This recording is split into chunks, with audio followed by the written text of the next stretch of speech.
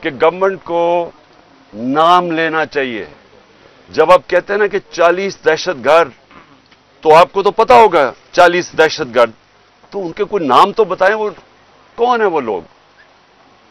کیونکہ اسی طرح جو ان کا پلان تھا، میں ابھی آپ کو بتا دوں، انہوں نے جس طرح میرے گھر کے اوپر پہلی دفعہ دعویٰ بولا تھا، سارے گھر کو توڑ پھوڑ کر دی اور اوپر کلیشنکوفس لے گئے اور چھوڑ کے جی کلیشنکوفس ملی اور پتہ نہیں کوئی اور کوئی بوتلیں بھی دکھائیں کہ جی وہ پیٹرول بم تھے. تو کسی اب یہاں کوئی آدمی نہیں تھا، تو کس کو پتا کہ وہ یہاں اگر اسی طرح کا دعویٰ بول دیتے اور اس کے بعد یہ 40 لوگوں کو یہاں بٹھا دیتے اور کہتے دیکھیں جی دہشت گرد طلب ہو گئے. اس لیے آپ کے آنے کی وجہ سے یہ رک گیا. میری یہ ریکویسٹ ہے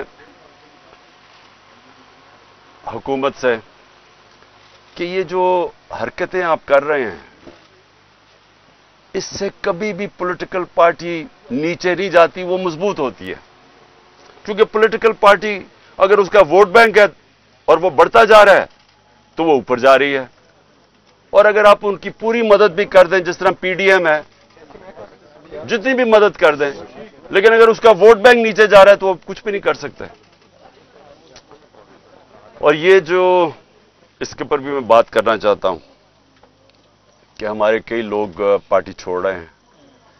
میں یہ سمجھتا ہوں کہ ان میں سے خیر کئی تو خیر میں اتنا جانتا نہیں ہوں، لیکن مجھے ایک کے اوپر سب سے زیادہ افسوس ہے. وہ میرا بہت پرانا ہماری پارٹی کی، جس نے بڑی جان ماری، عامر کیانی کی. تو مجھے بڑا افسوس ہوا اس کے جانے کا. لیکن ان کے اوپر بہت پریشر ہے اور ہر کوئی پریشر نہیں لے سکتا. تو یہ میں اپنے لوگوں کو بھی کہتا ہوں کہ ان کو کوئی برا بھلا نہ کہے.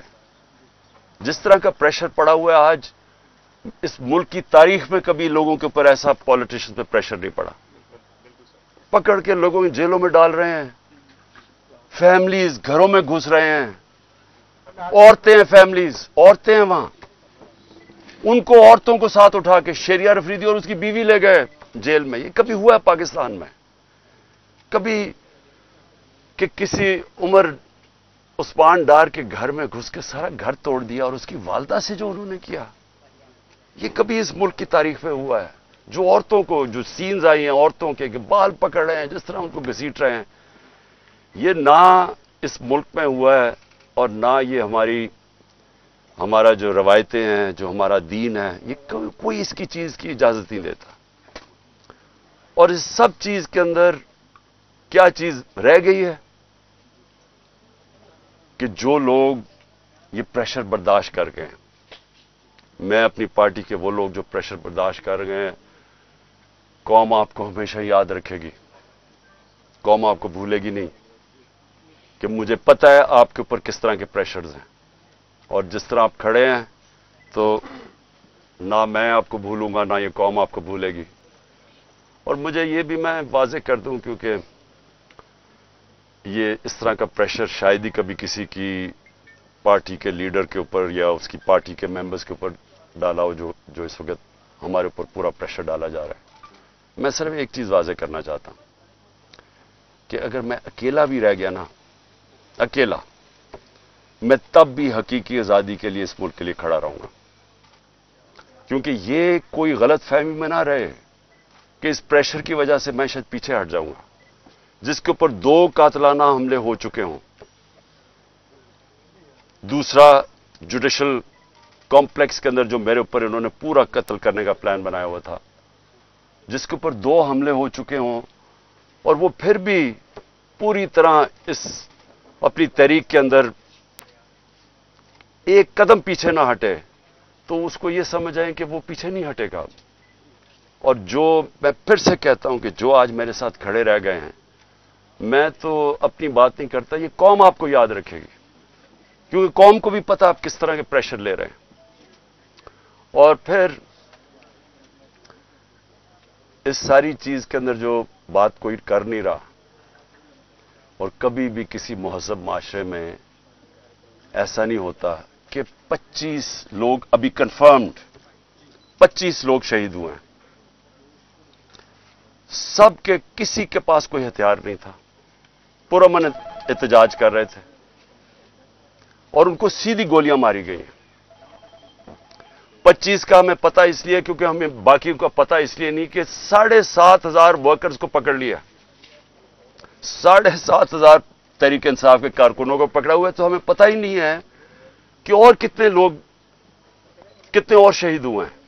हमें इतना पता है कि तकरीबन 700 के करीब लोगों को इंजरीज हुई और वो गोलियों की इंजरीज ज्यादा हैं।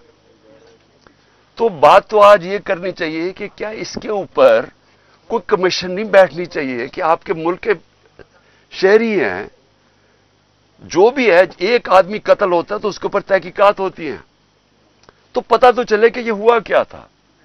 और मैं आज आप सबके सामने कह रहा हूं कि जब भी इंडिपेंडेंट कमीशन बैठेगी, इसके अंदर एक मुनज़्ज़म साजिश आपको नजर आएगी। प्लान किया हुआ था सब कुछ, क्योंकि मुझे तो शुरू में पता ही नहीं, मैं तो जेल में था 4 दिन, मुझे तो ये नहीं पता कि हो क्या रहा था। तो मैं जब बाहर निकला जेल से, उन्होंने कहा जी तबाही हो गई, ये हो गया, घर जलाए गए, कोर कमांडर। मैं भी हैरान, ये हुआ क्या है? क्योंकि 27 साल में एक दफा बताओ कि कभी कोई इस तरह की जला घराव कुछ हुआ है? 27 साल में जब मुझे गोलियां लगती हैं तब तो, और मैं एक आर्मी ऑफिसर को नाम लेता हूं उसका, इंटेलिजेंस ऑफिसर को, तब तो कोई नहीं जलाता, कब तो कोई बिल्डिंग नहीं जलती। तो ये एकदम क्या हुआ है? तो इसका मुझे पूरी तरह अंदाजा, और मैं आज डिमांड करता हूं कि जब और बनाई जाए, क्योंकि ये बहुत बड़ा मुल्क के अंदर 4 दिन जो हुआ है, एक इंडिपेंडेंट कमीशन बनाई जाए।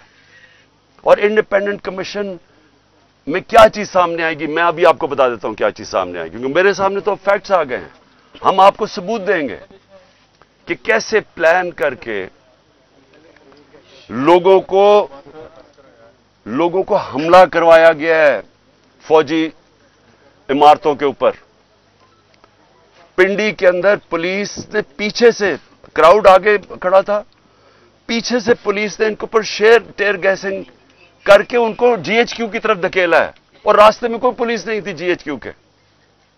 यहां जो हुआ है, अब हम लाहौर जानते हैं, मैं तो पैदा यहां हूं, ये पास ही तो है, 3-4 मील यहां से है वो कोर कमांडर।